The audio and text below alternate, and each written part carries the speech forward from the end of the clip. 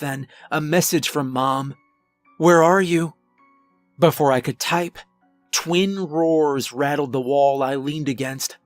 Primal, guttural, yet somehow more human. They continued for a solid minute.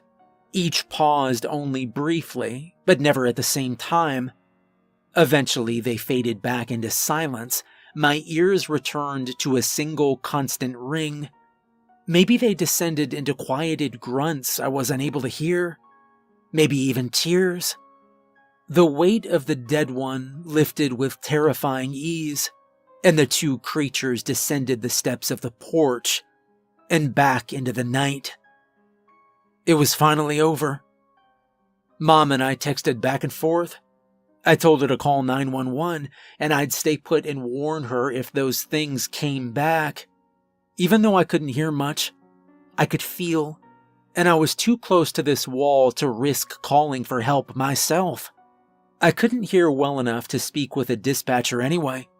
She texted me back that she'd reached several family members and the police were already on the way. Looking back, she made the right choice. If she'd panicked and called herself, we'd all be dead. A half hour went by before I had the courage to move to Melissa's room. I was finally sure they were gone. My mom sobbed uncontrollably as she hugged me tighter than she ever had. I told her and sister to not go out there. They didn't need to see any of that. Neither protested. Even traversing the tiny gap between our rooms scarred my heart forever. James's body was crumpled against the end of the island. One arm missing at the shoulder. Both orbital sockets replaced with a long, horizontal gash. His bottom jaw hung by one joint. I didn't see my uncle, or whoever the third person was. I didn't want to. I didn't want to go look for my dad, or Daisy, or Rose. I shut the door to the carnage, retreated in with my mom and sister, crouched in the corner with them. Fear, grief, and injustice felt in silence for so long finally received voices. We bawled in huddled anguish, the pain of living, the guilt of surviving. We wept in victorious misery. It's been 1 year. 3 things happened after that night. My baby sister lives with family in Seattle. My mother hasn't been sober since. And I've spent every day at Grandpa Murphy's, my father's father, a retired sheriff, military vet, and self-proclaimed gun nut. He's taught me everything about him. Shooting, cleaning, sighting, calibrating. He got me a Remington 20-gauge shotgun for my 16th birthday. I'm ready to put it to use. I suppose you want to know the count. Everyone does. Dad was dead. I didn't hear how, didn't care to. My Uncle Ricky, my cousin James, and one of his military friends. I feel bad I forgot his name. All closed casket funerals. All heroes I never got to thank. Braving something monstrous and violent, while I hid away, worthless and pathetic, laying in a ball as they died. Every single night, I hear it breathing next to me. Every single night. I get to relive the screams, hear them die, feel them die. I lay there every time, doing nothing. Maybe something as simple as grabbing its leg would have saved one of them. Maybe stabbing it with a relay race trophy could have saved them all. Well, I'll never be helpless again. I dropped out of school after that. They had me on several medications I've stopped taking. They took my edge off. They made me dull.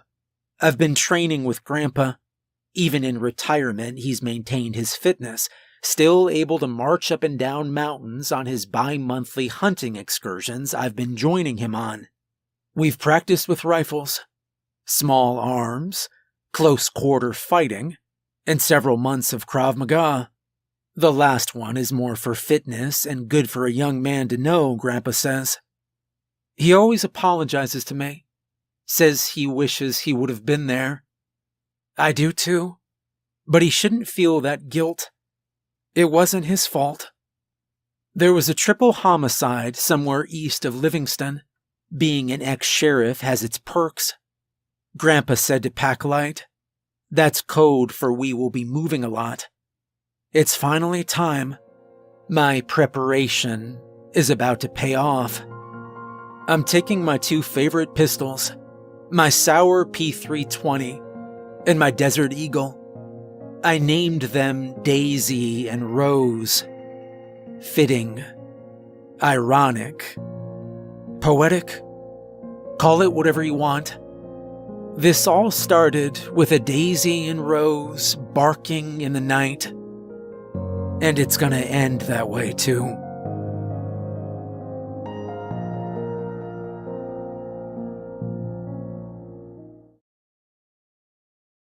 Imagine yourself on the Iron Throne. War is afoot.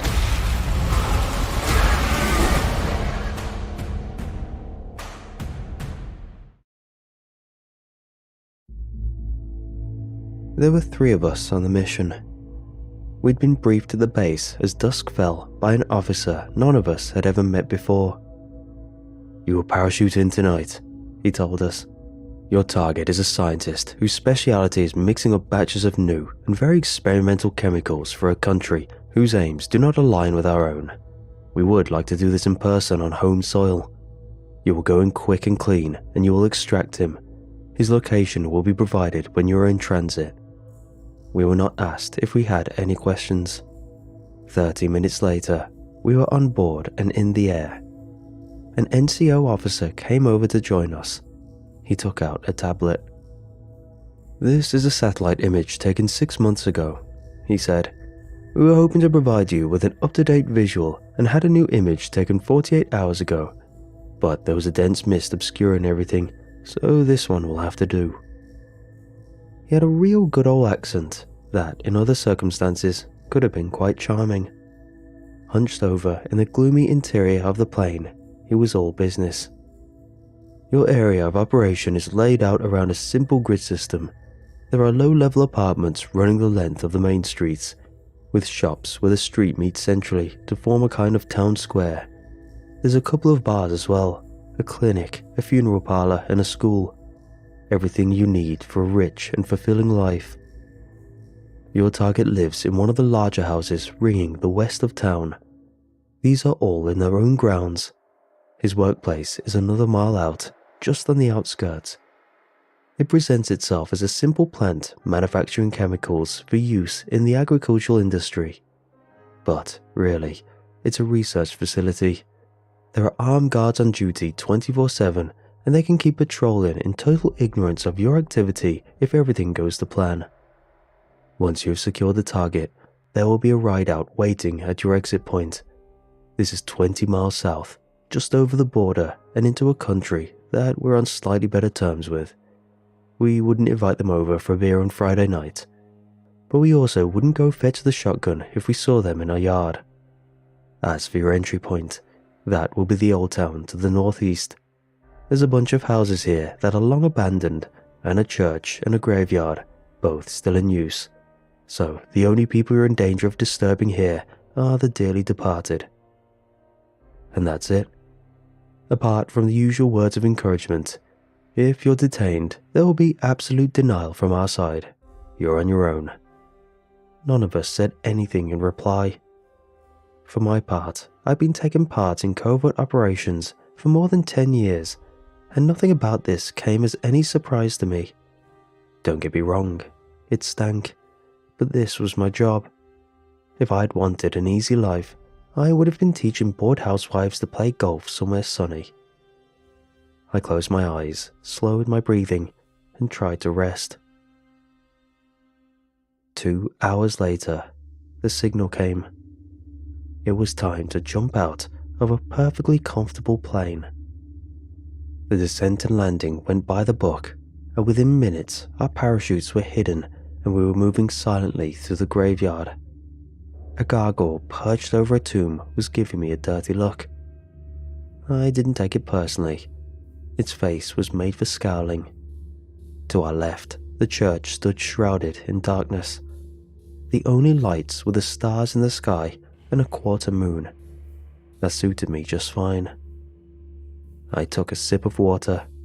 Hydration is important, even for spooks in the night, and jogged forwards. Soon we had reached the edge of the graveyard and the buildings of the town were visible ahead. The glow of street lamps settled on graffiti-covered concrete walls, rising 2, sometimes 3 stories high. There were communal entrances. The skeleton of a bicycle lay in the ground near one door. There were no lights on in any of the windows, no sign of anyone on the street. I checked my watch. It was 3 a.m, local time. Dawn was 4 hours away. I signaled that we should proceed in single file, hugging the sides of the buildings as we kept straight on down the street. Then it was second left and we would leave the low-rise apartment blocks behind, meaning we would be more exposed, but only 5 minutes from the target's house. I took lead. Almost immediately held up a hand, calling a halt. There was a light in a street-level window just ahead. I came up alongside, glanced in. There was a man sitting in front of a flickering TV. I could see him side on. There were black dots on his face. They were moving, and I realized with disgust what they were. He had flies crawling on his skin and going into his mouth and his nostrils, and he was not reacting to this in any way. I indicated we could move on and did not bother ducking down as I walked past the window. I did look back at the others and mouth the words, "Corpse." It looked like he died sitting on his backside watching the stupidity box and no one had noticed yet. Maybe when he started to smell, the neighbors would get the building owner to do something about it. We carried on and reached the turning without encountering anything else of note. The tightly packed buildings fell away. There was open space ahead, wasteland to our left. Actually, not wasteland, I realized. There were goalposts for soccer at either end of a concrete strip. The trees and bushes that looked on their last legs but had clearly been painted in some kind of orderly pattern. It was a park. A pretty grim one, but still. "Sir," one of the others whispered and pointed to the right. This park, like parks all over the world, had benches. There was a man sat on one of the benches. He wasn't moving. Out for the count, I thought, sleeping rough. Maybe he had a row with his wife and she would not let him back in, or maybe he'd been too drunk to make it home. We had no reason to wake him, and I was about to signal move on when one of his legs jerked. I swore under my breath when I saw what had caused this. A rat had one of its teeth clamped to one of the man's ankles and was pulling at it. I moved closer and saw with horror that there were another 2 rats on the man's stomach. They had chewed through his clothes and his skin and were eating his innards. And the man was not moving. He must be dead as well, I figured. I could also see by now that his eyes were open, but that meant nothing. People died with their eyes open all the time. The others were as transfixed as I was by this hideous sight. "Leave it," I whispered. They nodded and turned away. I was about to do the same when the man blinked. I would have sworn on everything that I hold dear that he did, that his eyelids moved. Only dead men do not blink. I'd imagined it. I must have. "Sir," a new whisper broke my chain of thought. Do we move in the target's house now? I turned away from the man on the bench and the rats feeding on him. Yeah, I replied. Let's get this done and get out of here. We continued in silence. The houses around us were each in their own small grounds. Cars were parked by some. The target's house was dead ahead. It was darkness. Heavy wooden shutters covered the windows. We circled it, checking for alarms, cameras, but there was nothing. I gave the signal to go in. The door took 3 kicks to break, and that was it. We were inside. The darkness stretched on, along a hallway, past closed doors. There was no reaction to our forced entry. No one had cried out or attacked us. Either the house was empty or the occupants were hiding. The memories of flies and rats undisturbed on skin and flesh flashed through my mind. I forced them away, ordered each room searched. We found him in the bathroom, huddled down inside the shower basin. The shower curtain was drawn as if it would make any difference. The target was in his 50s and wearing a cheap-looking suit. He had on little round spectacles and his grey hair stood up at crazy angles. And he was crying and shaking. "We're not going to hurt you," I told him. "We're going to take you for a little ride, introduce you to your new best friends. Think of it as a move up the career ladder." Pep talk given, I smiled my best non-threatening smile. He shook his head. "No, you don't understand," he said. "It's not you I'm frightened of, not you I'm hiding from. It's them." He had lost me, but I did not have time to try and understand. We needed to get moving. I grabbed his arm, began to pull him to his feet. "Sir," one of the men interrupted me. "We've got company." "Where?" I asked. "Out on the street. We have eyes on them through the broken door." Dragging the target along with me, one hand clamped over his mouth to muffle his continuing protests, I went to look. There was a figure out there, distant but getting closer. I couldn't make out any details. Male, female, young, old, armed or civilian. I gave the order quietly. We'd go out the back. We made our way to the rear of the house. Before unlocking the back door, one of the men opened the window shutter tightly, just enough to see through. He swore, then said, "There's more." I looked past him. Through the narrow lines of exposed glass, I counted 3 figures all heading our way. Make that 5. "Did you invite your friends round for a party?" I muttered into the ear of the target. He looked at me. I saw pure terror in his eyes, and I made an instant decision. I needed information. "I'm going to move my hand," I told him, "and you're not going to cry out for help. You're going to tell me what's going on." Agreed. He nodded, and I took my hand away. He gulped and said, "As long as they didn't know I was here, I would be safe. But they must have seen you, and now they're coming." "You keep saying they," I snapped at him. "What do you mean?" "There used to be ordinary people who lived in this town. Until the accident," he began, then broke down in tears. "I'm so sorry," he sobbed. "I didn't mean for any of this to happen." I kept at him. "For what to happen?" "There was a leak. One of the new chemicals I was working on. When it mixed with the outside air, it turned into gas. Everywhere was thick with it. The people in the town thought it was just a mist, and after a few hours, the wind had carried it away.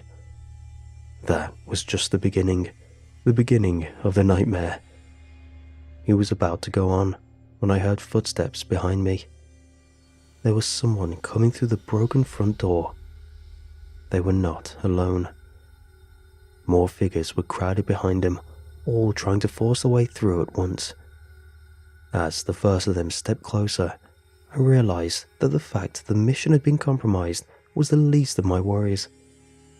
Something bad was happening here. Something hideous.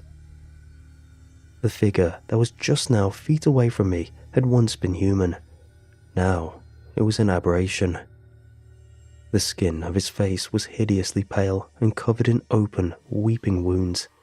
Its eyes were bloodshot and filled with hate, and its hands were outstretched in front of it, clawing at the air as it dragged itself forwards.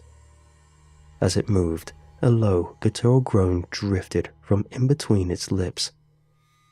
I reached for my weapon, accidentally leaving the target free to slip from my grasp. He sprinted towards the back door.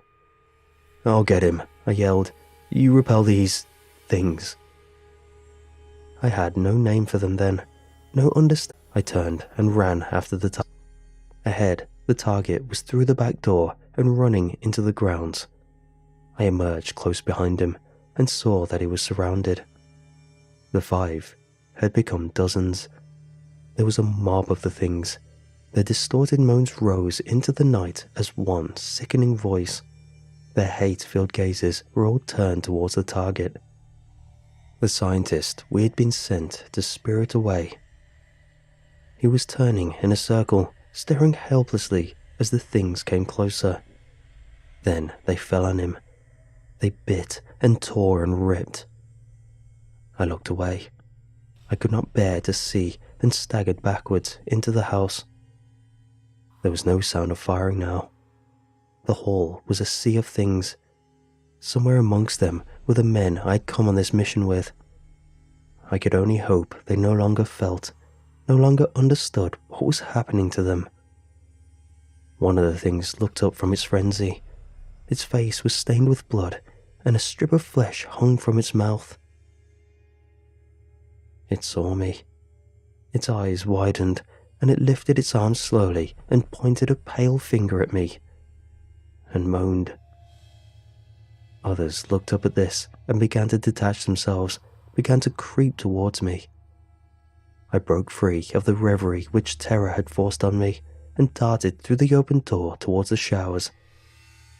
There was an uncovered window. I shattered it with my fist. Ignoring the waves of pain in my hand, I dragged myself through. There were trees ahead, a clear route to them. I did not hesitate. I ran and pushed through the thick undergrowth, then dropped to the ground and lay very still. I had remembered what the target had said about being safe because I did not know he was there. Until we'd crashed in, I thought bitterly. Back at the house, the things were still gathered outside. Some held bones from which they gnawed the last traces of meat. Others looked around, seemingly in a daze. One turned its face to the sky and screamed. A primal, grotesque howl which sent icy waves of fear rushing through me. I thought that night would never end, but eventually I could make out the faint light of a new day at the edges of the sky. The light brought new sounds, a low, mechanical rumbling which I recognized. The first tank came into view soon afterwards. From the markings on it, I realized for the first time what country I was actually in. There were 6 tanks in total, and they were followed by armed men wearing hazmat suits. I watched from my hiding place as the assault began. The advancing force rained down destruction on the things, which stumbled and shuffled towards them. Then the tanks rolled on, over flesh and bone, and the house itself, demolishing all with the force of its armored motion. The tanks and the troops continued in this way, destroying everything in their path. I understood. They were razing the town and everything in it to the ground, hiding all traces of what had happened here. I knew my country would do the same. There will be no official records of the mission, and if I did not return, my personnel file would be falsified to say that I died on a training exercise. I would be given a military funeral and sandbags would be placed inside the coffin to weigh it down.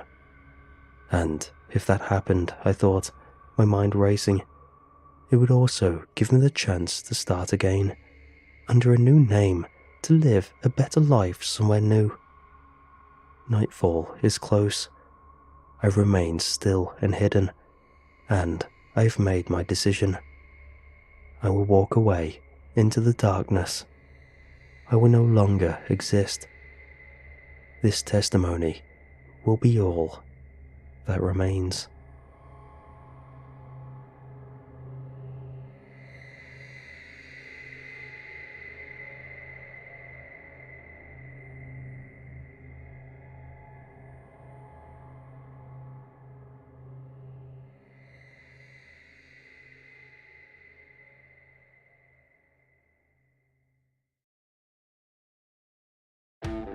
Don't sacrifice performance for portability. Packed with features to help you get the job done anywhere, anytime. Find this precision benchtop router table today at Lowe's and other fine retailers. Throughout its long history, our Earth has been inhabited by life forms totally different from each other. Some of them looked like fantasy creatures incarnate, while others would appear more or less usual to us. Dinosaurs were undoubtedly the most well-known and impressive creatures. When we moved into our apartment on Sycamore Street, the neighbour next door told us we were very lucky. She couldn't understand why the former tenants had left, since our unit had the best view in the building. Our balcony overlooked a strip of forest where deer can sometimes be seen roaming. The woods extend up an escarpment, and white stone cliffs can be seen beyond the trees. There's also a cul-de-sac to the left of the forest, which dead ends at a path leading into a large park filled with green space. Every year, the town has a fireworks display in that park, and our balcony has an ideal vantage point for the display, much to the dismay of our cats, who cower beneath the sofa during the festivities. But despite the stunning views afforded by our balcony, I've discovered another sight. This one not nearly as pleasant as the forests and fireworks and cliffs in the distance. Much like the fireworks display in the park, something else happens once a year in this neighbourhood, down in the cul-de-sac off of Sycamore Street. I just happened to notice it one night, completely by accident. Since I work the night shift, I'm often awake at 3 AM on my off days, and sometimes even later than that. I once heard that 3 AM is the witching hour, whatever that means. It was just around that time, and I was getting ready to go to bed when I glanced out the window to take in the view before going to sleep. What I saw down there on Sycamore Street unnerved me. It gave me nightmares and made me mark the date in my phone when it had happened, as if to confirm to my future self that it wasn't just a nightmare I was misremembering as reality. I looked down onto the street below and took in every detail, my heart pounding fast in my chest. For several long seconds, I couldn't breathe. There were people down in the street carrying torches, walking in pairs. They had long red cloaks which hung from their shoulders like capes. Hoods of the same crimson colour shrouded their faces in darkness. As I watched the pairs of people holding torches, I tried to think of possible reasons for this behaviour. Was this a late-night prayer service for an obscure sect of Catholicism or an Orthodox religion of some kind? The pairs walked slowly in a procession down the centre of the street, ignoring the sidewalk. They turned left onto the court and marched to the very end of the cul-de-sac and made a ring of flames around its perimeter. A circle of people stood at the end of the street, holding their torches and staring blankly into the centre of the road. Another person began to draw with the soot of their torch on the asphalt, making a large black symbol in the midst of them all. Then they started to sway and chant rhythmically, moving in hypnotizing circles around the dark symbol. I couldn't see much from the window, so I opened the door to my balcony as quietly as I could and stepped out into the night air. It was hard to see anything except for the robes and flickering candles. I could hear their chanting voices rising up in volume. A moment later, they began to move again, marching in procession into the house at the very end of the cul-de-sac. After they went inside, they didn't come back out.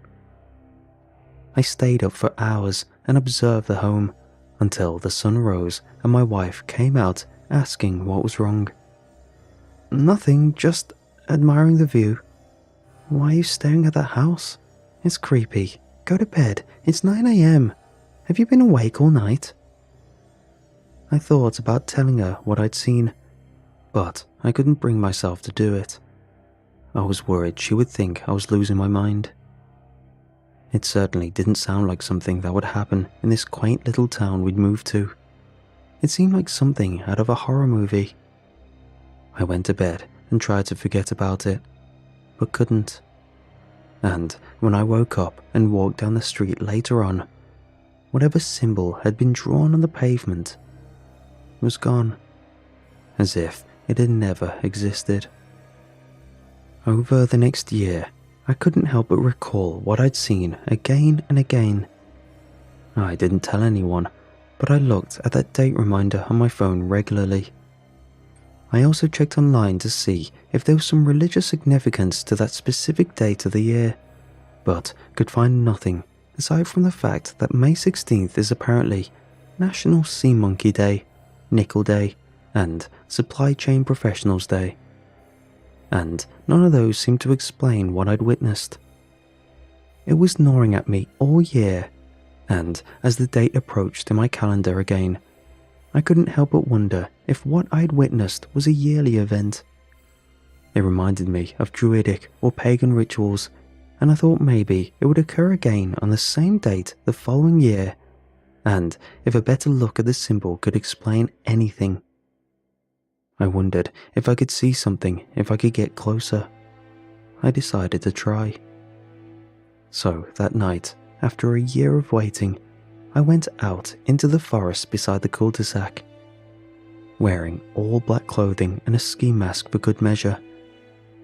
I probably looked like a criminal casing a house or burglary, but I didn't care. I just needed to see what was going on.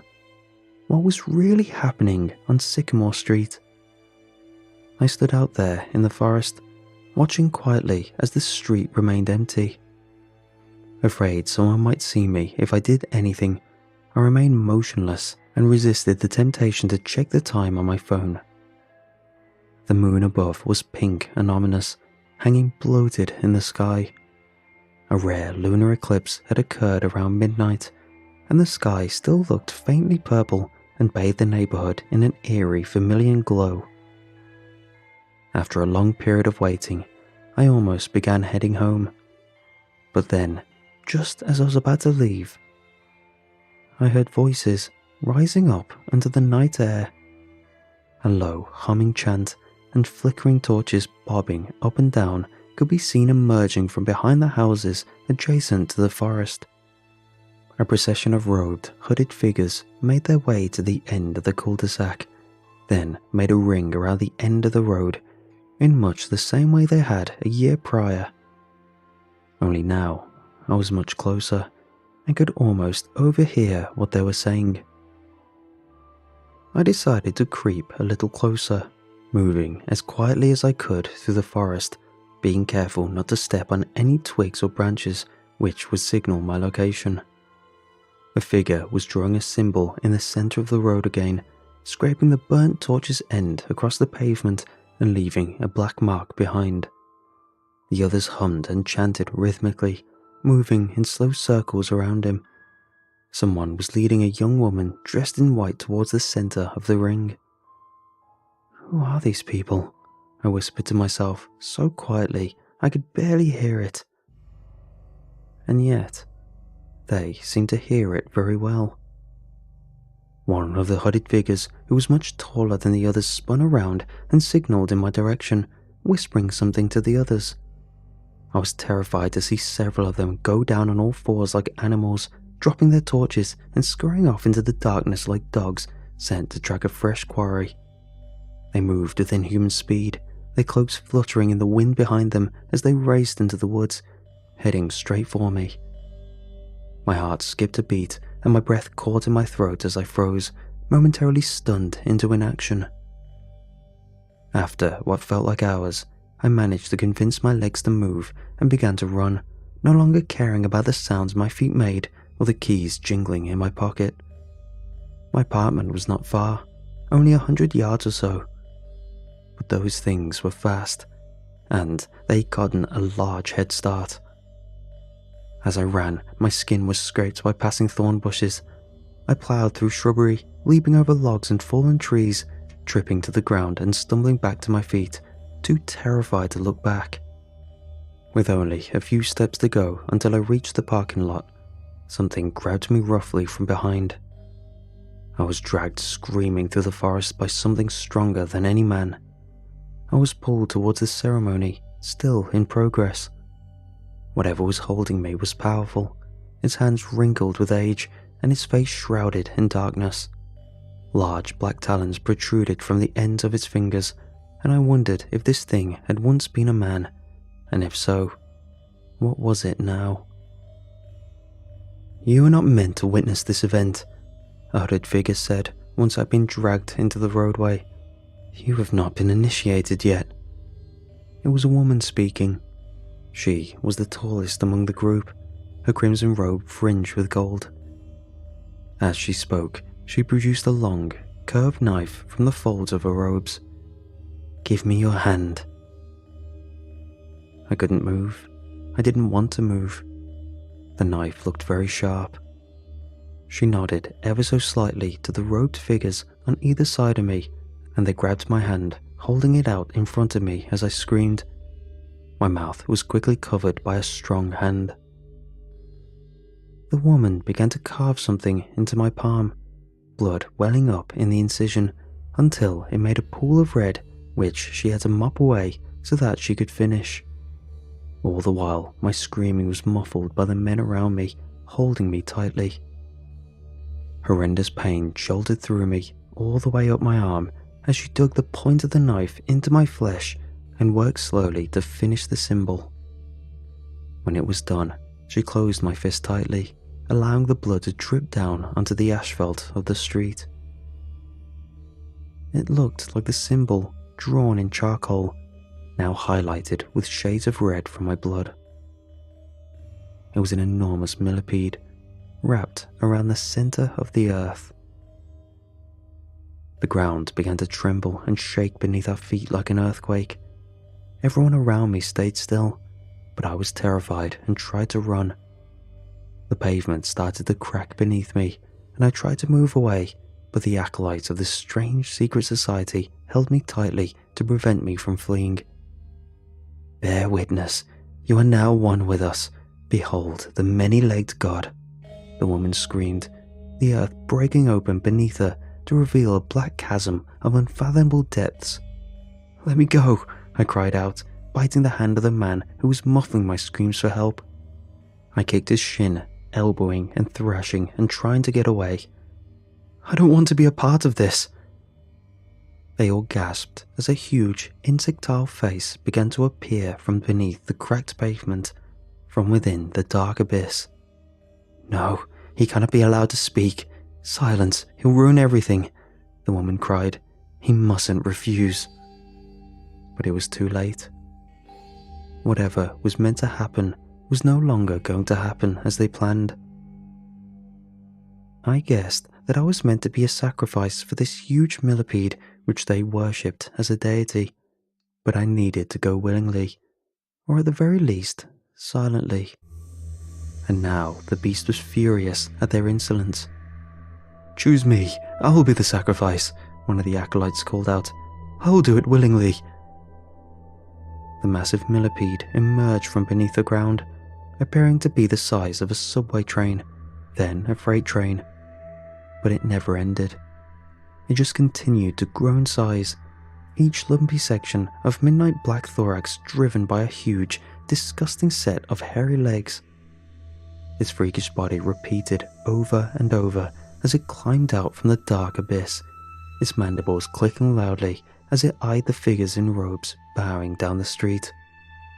Despite its size, it moved quickly, snapping the head off the one man and sending a fountain of blood into the air, then consuming the rest of his body in one bite. It gnashed its teeth and chittered with hunger. The rest of them began to scream, realizing the ceremony to appease it had failed. Elbowing the other robed figure holding me, I managed to break away from the group, running from their midst. I felt a few hands reaching out to grab me, their fingernails digging into my skin and leaving long, bloody marks on my forearms. But I got away, slipping madly away from them with a berserk fit of fight or flight that I hadn't known myself capable of. Looking back over my shoulder, I saw the robed figures being tossed into the air like ragdolls and landing in the mouth of the huge, many-legged worm. Cars were upended and driveways caved into the abyss. A huge crack followed me as I ran, the pavement still splitting wider from the girth of the ever-emerging millipede. Once back inside my apartment, I locked the door in every way possible, barricading it with a chair for good measure. I pulled the curtains closed, afraid to look outside, afraid that the worm would consume the world. The morning after, the local news reported the event as a sinkhole. Nothing was mentioned about anyone going missing or being injured or eaten alive by giant millipedes. No deaths were reported. No national or international coverage was done, despite the scale of the disaster. As if everyone in town knew not to say anything, even the media. It was as if the whole thing had never happened, aside from the gaping hole in the ground at the end of the road. "What the hell is going on out there?" my wife asked groggily, pulling up the shades and gawking at the window. She gasped at the sight of her neighborhood in rubble. "A sinkhole," I told her. "A very, very large one, according to the news. It's amazing what can be hiding beneath us, just under the surface. A gaping hole waiting to swallow us all up. Don't be grim. Well, so much for a nice view. They'll be doing construction out there for weeks." I gently pulled the blinds closed again, my hands shaking with fear. I couldn't help but feel as if the road crew out there was watching us, looking up at us from the scene of destruction. They looked angry, and they looked afraid. Whatever that ceremony was, I don't think it was meant to be interrupted.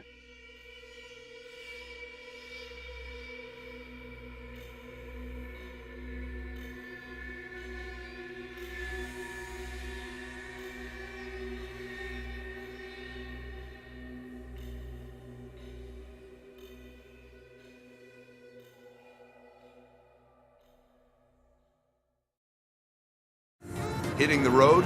Not all 5G networks are created equal. T-Mobile covers more highway miles with 5G than Verizon. T-Mobile has more 5G bars in more places than anyone. Another reason T-Mobile is the leader in 5G. In the summer of 1976, I said goodbye to my mom, who never took her eyes off the magazine that she was reading. She simply gave a curt wave and said, "You don't have to be home by dinner, but be safe and have fun." And then I walked out the front door and hopped into the passenger seat of the red Challenger that belonged to my best friend, Jonathan Belvedere. 10 minutes later, Jonathan parked his Challenger outside the home of Rachel Lafferty, our other good friend. And seconds later, Rachel was getting into the back seat, a huge grin on her face. But there was a hint of sadness in that grin, like a rose that was starting to wilt just slightly. And then turning to both Rachel and I, Jonathan perfectly summed up why that sad smile was there. "Well, boys and girls, it's the final summer," Jonathan said sagely. "One last hurrah for the Three Musketeers." "Oh, don't say that," Rachel said, and now she really did look sad. "It's not the end, it's... It's a new beginning, I added, giving them both a weak smile. Sure, Jonathan said, winking at us both and putting the Challenger in drive. To new beginnings. And then his Challenger sped off down the road on that bright summer day, loud and powerful, no doubt giving some of Rachel's neighbors alarm. In fact, one of Rachel's neighbors who was mowing his lawn shouted at us to slow down as we flew by. Everyone in town knew Jonathan's car. It was instantly recognizable due to the yellow smiley face that he had painted on the driver door. We had all just graduated high school, and this was the last summer before we each went our separate ways. Rachel would be attending the University of Madison in the fall. I would be attending the less prestigious technical college, but my parents were still proud that I was going to college anyways. Jonathan wasn't attending college at all. He was going to move to Milwaukee to work in an auto shop that his uncle owned. None of us would ever end up doing those things though, but as Jonathan's Challenger bore us out of the suburbs like a bat out of it, we didn't know that. We knew that the times were changing to be sure, and that the Three Musketeers were splitting up. But there must still be good times ahead, right? And on that bright summer day, it was easy to believe that. Easy to believe in new beginnings. We lived in Dutchville, Wisconsin. If you were to visit Dutchville today, you would find a thriving town that has all the hustle and bustle that comes along with strip malls and movie theaters that bring food right over to your seat. And there are apartment complexes everywhere. But back in the 70s, I'm not sure you could even quite call Dutchville a town. More of a hodgepodge of small suburbs, one school and one downtown area. And when you left all that behind, there was nothing but farms, fields, and roads. So many roads. An intricate web of roads that sprawled all across the county. And it was through that web of roads that we drove, blasting music in Jonathan's car and laughing. The plan was simple. We would drive around for a bit and then find a spot to hang out. But for how long did we drive? 20 minutes, 30, 45, an hour. I honestly couldn't say. Time seemed to move strange that day. I can only say that after an indeterminate amount of time, Jonathan slowed his car down. To our right was an old-looking gravel road. There was a frail-looking wooden street sign at its beginning. Written over the wood in crude black letters were the words, Sparrow Road. Sparrow Road, Jonathan said, bemused. I don't think I've ever been down this road before. Yeah, me neither, I said, which was strange considering that ever since Jonathan had got his license a few years back, we had spent countless weekends driving around our small town. To discover a new road wasn't just bizarre, it was plain eerie. But Jonathan, who now had a look in his eyes that was not unlike some great explorer who had just discovered a hidden Aztec city, turned the steering wheel and the car lurched over the gravel road. The gravel made a terrible crunching noise underneath the tires. Maybe we shouldn't, Rachel said from the back seat. I've got a funny feeling about this. Rachel's funny feelings were not to be taken lightly. Once in 8th grade, we had discovered a fairly big tree in the woods outside of town, the kind of tree that was perfect for climbing. Jonathan and I began climbing the tree, but Rachel said that we shouldn't, that she just had a funny feeling was all. She got really scared, and so Jonathan and I stopped climbing, and we left the woods with her. Not 30 minutes later, a surprise storm came over the town.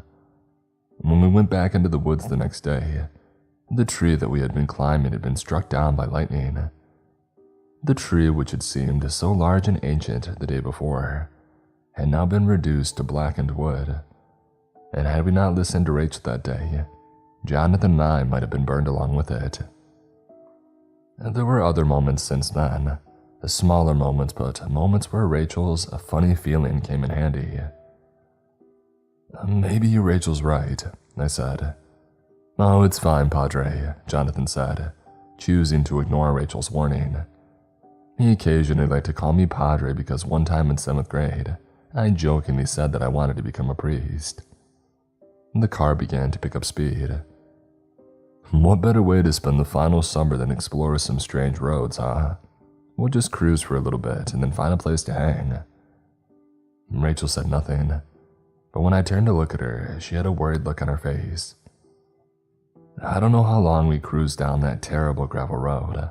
I only know that the sound of the gravel crunching underneath the Challenger's tires seemed to grow louder and louder the more we went along, and Sparrow Road seemed to stretch on for an eternity. At one point, we came across an abandoned car. "Looks old," Rachel said as we passed it. That was an understatement. The car looked ancient, like something from the early 1900s. "Groovy," Jonathan said. He whistled and kept driving. But eventually Jonathan did bring the car to a stop.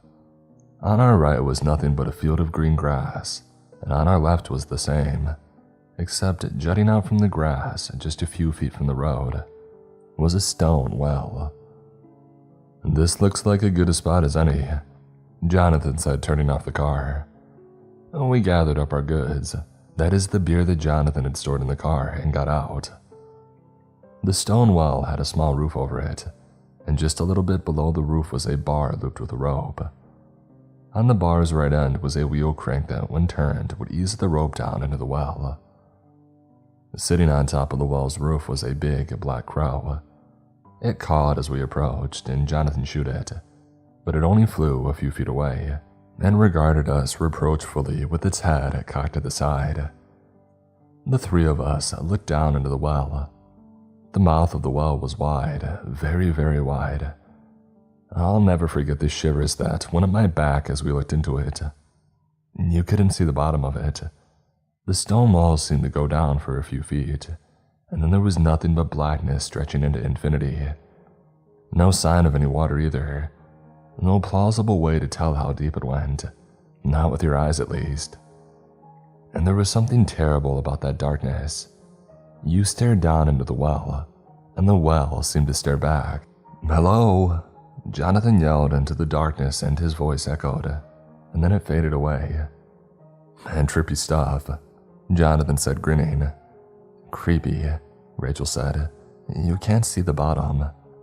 "It's just a trick of the light," Jonathan said, and then turning away from the well, he took 3 beers out of his bag and handed one to both Rachel and I. We toasted and we drank. "What road were we on?"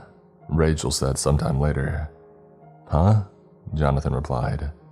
He was sitting on the lip of the well smoking a cigarette. Rachel and I were sitting in the grass. There were crumpled beer cans all around us. "And before we came onto Sparrow Road, what road were we on?" "Oh," Jonathan said. The end of his cigarette was beginning to droop plainly, and he ashed it into the well. "I don't remember." "Do you remember?" Rachel said, looking at me. I shook my head and I tried to think, but I honestly couldn't remember. "Yeah, neither can I," Rachel continued, and now she sounded as worried as she had looked. "I don't know where we are right now. I don't like being here." "We're on Sparrow Road," Jonathan said flatly. "But where is Sparrow Road?" Rachel responded. "And Jesus, Rachel," Jonathan said, spreading his hands out.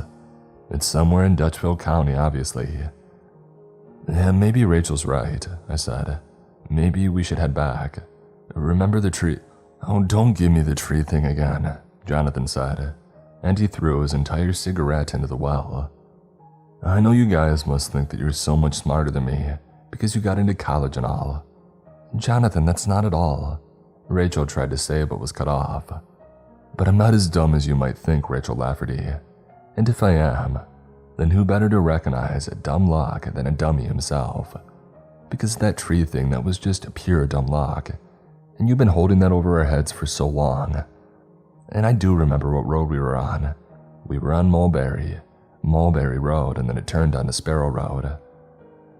But he didn't sound as if he believed it, and the 3 of us had driven down Mulberry Road multiple times. There had never been a gravel road that went off Mulberry. A terrible silence overtook the 3 of us. It was broken when Jonathan began laughing. "I'm sorry, guys," Jonathan said. "I'm being a grade A a-hole right now." "I kinda have been the whole drive," Rachel said, but not unkindly, as she was smiling. Some start for the final summer, huh?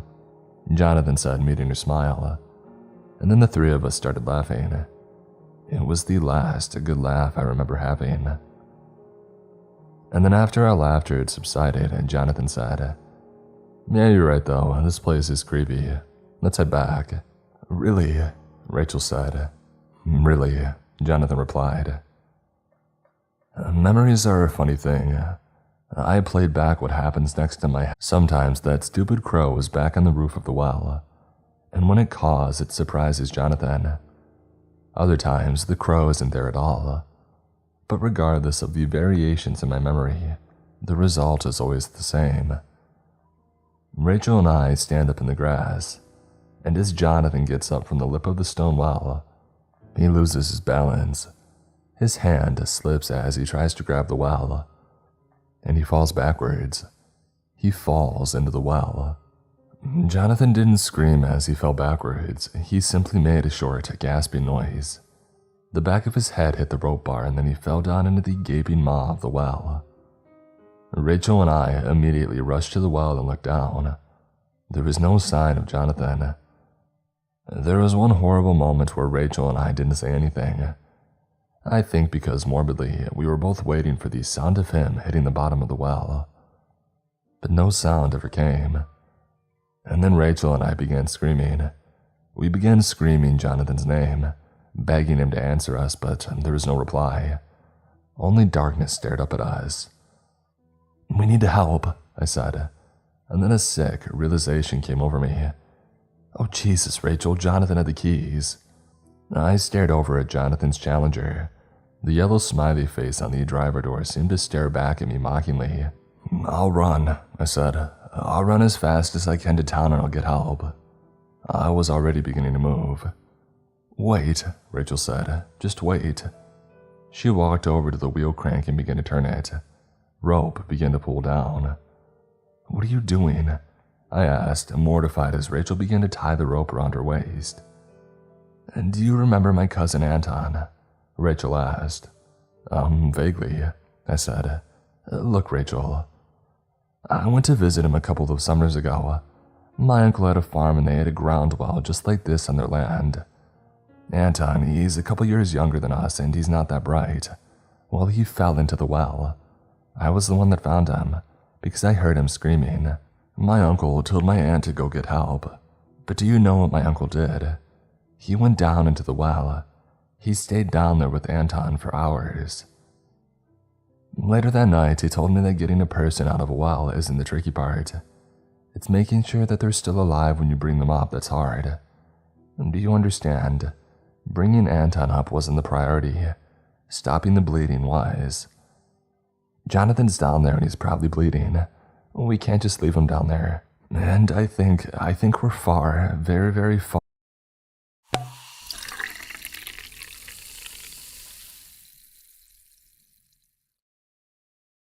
from Dutchville, or from anyone. It'll take a long time to run and get help. If we both run, there might not be a Jonathan to bring up by the time that we get back with help.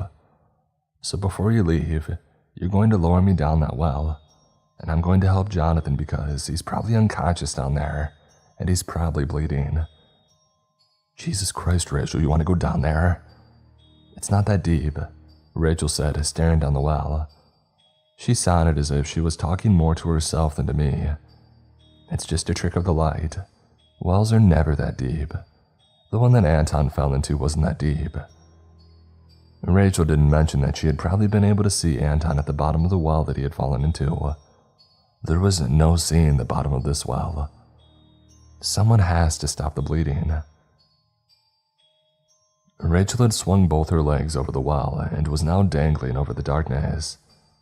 In some ways, she looked like bait that was about to be swallowed up by a great white shark, or in this case, a great stone worm. "Hey, you sure about this?" I asked nervously, and Rachel nodded. "The moment that I reach the bottom, you run and get help." I put both hands on the crank wheel and began to turn. Rachel began to lower into the well. After a moment, her feet dipped into the darkness. For some odd reason, I expected her to make some kind of noise, like a person makes when they first step into a cold pool, but Rachel said nothing. A moment later, her legs were swallowed by the darkness, and then her torso. Rachel stared up at me with those bright blue eyes of hers, and then those two went into the darkness. Just a trick of the light. I stopped the crank for a moment and yelled down the well, "Rachel, you okay?" Not being able to see her made me so frightened. I immediately regretted lowering her down and was about to bring the rope up. "I'm okay," Rachel responded, but her voice sounded so far away, as if she was at the end of a very long tunnel, which didn't seem right at all, considering that I had only lowered her a few feet into the well. "Keep going." I continued to turn the crank, and deeper Rachel went into the well. Though I couldn't see it, I could only watch as the rope pulled down from the bar. "I still haven't made it to the bottom yet," Rachel called up. At least this is what I thought I heard. It was incredibly hard to hear her now. She sounded so far. "Wait, hold on there. Rachel," I yelled on the well. "What is it?" There came no reply except for my own echo. Rachel, if you don't respond, I'm bringing you up." Not being able to stand Rachel's silence and the horrible sound of my own voice, I immediately began to reverse steer the crank and pull the rope up. The moment that I did, I could tell that something was wrong.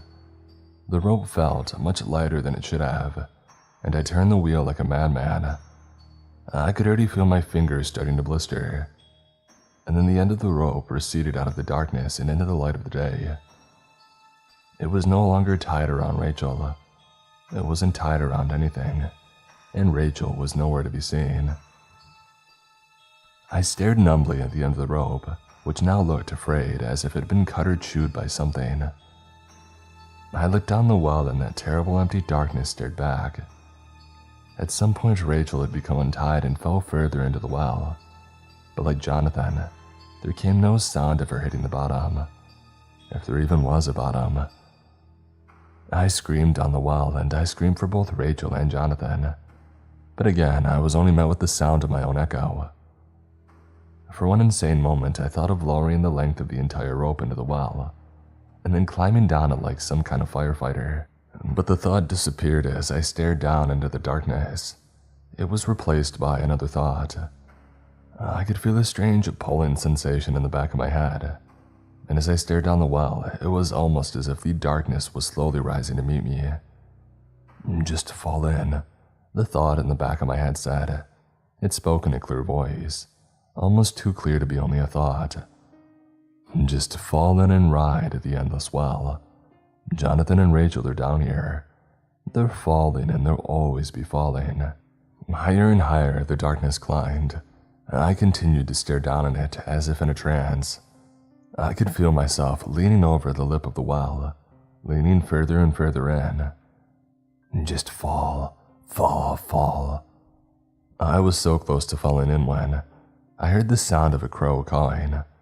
It broke the trance. I immediately became aware of how far I was leaning over the well and I backed away.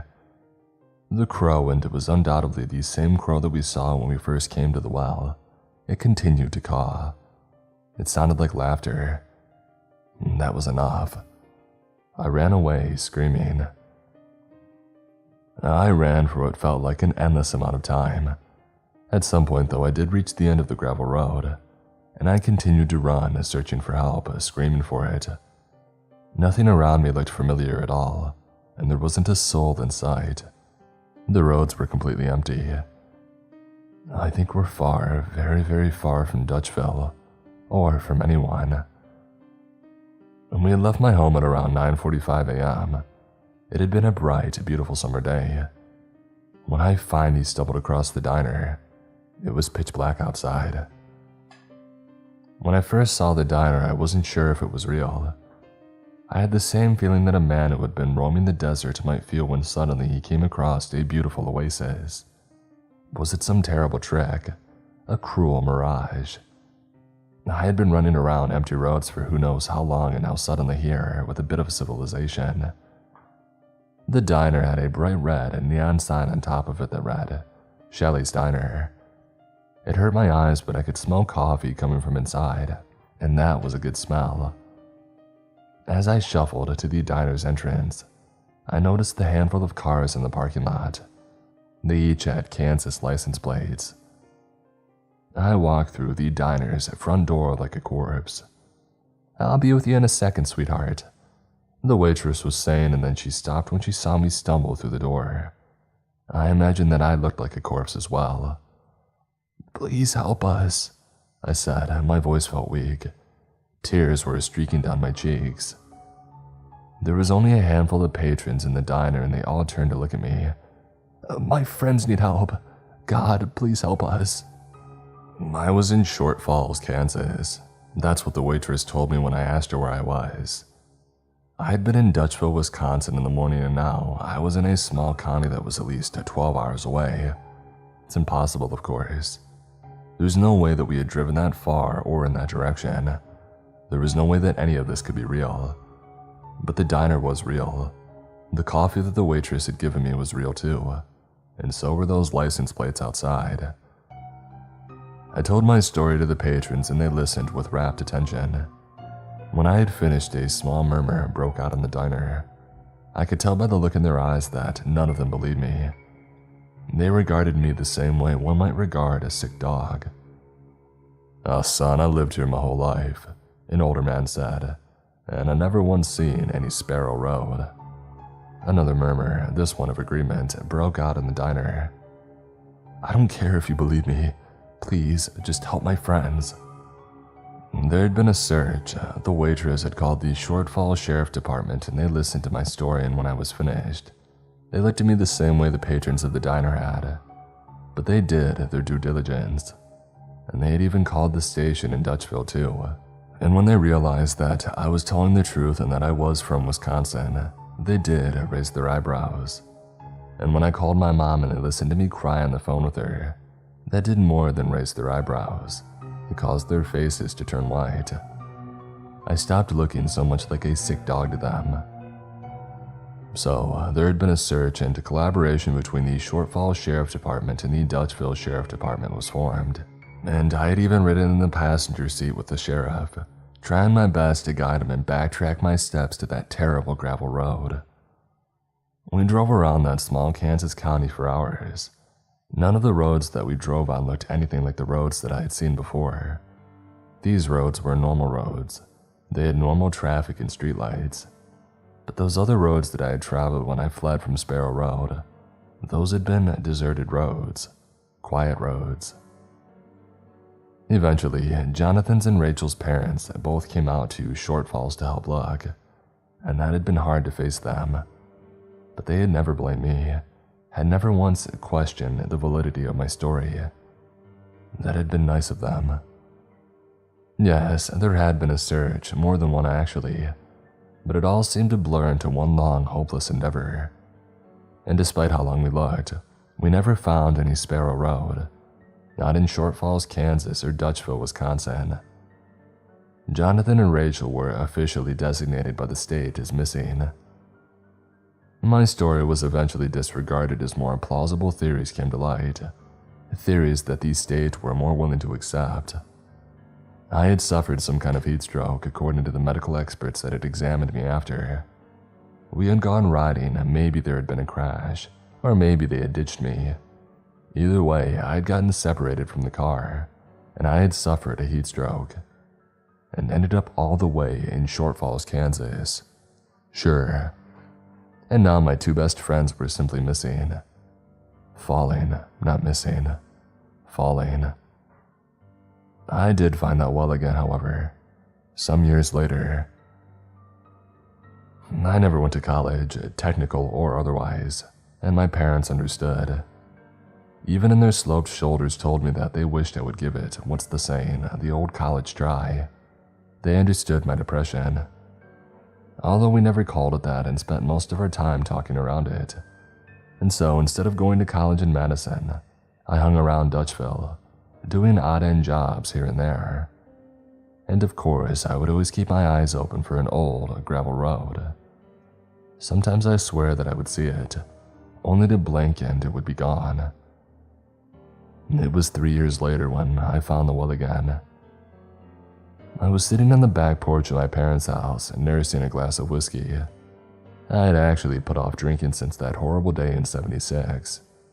Despite my depression, I had never really felt the urge to drink. I had felt the opposite, in fact. In my head, I always saw those crumpled beer cans around the well, and that had been enough to put off drinking for a time. But that night in '79 was significant because we were coming up on the 3-year anniversary. Hey, it's me, your skin. I crave being clear without irritation. CeraVe Acne Cleanser. Benzoyl peroxide treats my acne, while 3 essential ceramides in CeraVe help restore my natural barrier so we can treat and heal. CeraVe Acne Foam and Cleanser. Of Jonathan and Rachel's disappearance, and the urge to ease that pain took over. So I took my father's bottle of whiskey to the back porch and I began to drink. When I felt that malty drink go down my throat, I realized something. I didn't have to look for Sparrow Road or the well anymore, because the well was inside me and it was deep. I thought that if I drank enough, if I filled the well enough, maybe Rachel and Jonathan would come rising to the top, rising like a geyser and then come spilling out of my mouth, just as young as the day they disappeared. That had to be true, because the idea of them falling down an endless tunnel for all eternity was too much to bear. They'll always be falling. And so I drank.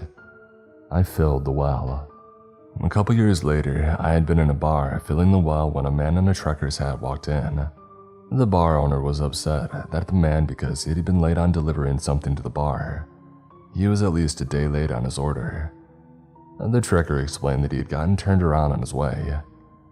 "I'm sorry, Sam," the trucker had said to the bar owner. "You know, it's not like me to be late, I'm always on time. But I just got turned around. Ended up on some crap on gravel road and it took me a while to find my way.